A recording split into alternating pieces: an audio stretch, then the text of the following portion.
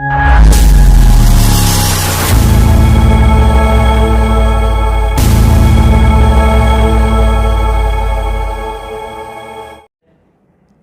મને પાર્ટી હાઈકમાન્ડે મને પર ભરોસો રાખ્યો છે એના પર મેં ખરા ઉતરું અને જે પણ મારા સામે વિશ્વાસ રાખ્યો છે લોકોએ તે હું ગામ ગામ જઈને લોકોનો જે પણ પ્રશ્ન છે એ સોલ્વ કરવાની કોશિશ કરીશું. સબસે જે મુદ્દા છે તે બેરોજગારનું છે, શિક્ષણનું છે અને આ જો આપણા ટીચર લોકો છે કે કોઈ બી ગવર્મેન્ટ સર્વન્ટ છે એને જે કાઢી મૂકેલું છે આ બહુ દુઃખી છે. એના માટે અમે લડવાનો પ્રયાસ કરીશું. કે પણ પરિવાર પર ખરા નહીં ઉતરું.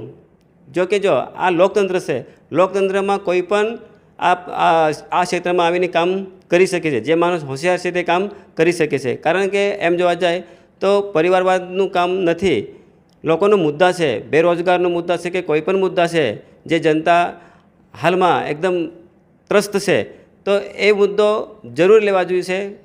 કેમ કે આ પછી જો આપણે લોકો વચ્ચે નહીં જાય તો આપણું કંઈ એમાં આવવાનું કંઈ એ રસ નથી.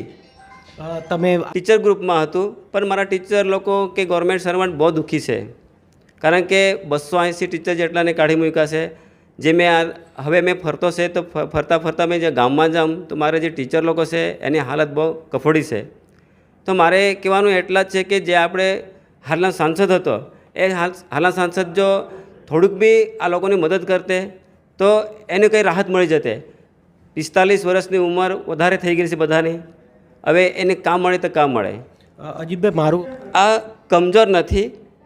એક સમય હતો, હવે સમય બદલાઈ ગયો છે ને હવે મેં ગામ ગામ ફર્યો તે એમાં જે પણ કોંગ્રેસના જૂના માણસો છે એ મને બાપુજીને લીધે, રામજીભાઈ પોટેભાઈ મહાલા સ્વર્ગીય શ્રી, એના લીધે એ પાછા મારા સાથે આવવા માંગે છે અને મને વધારે પૂરતું સપોર્ટ કરે તેવી મારી આશા છે.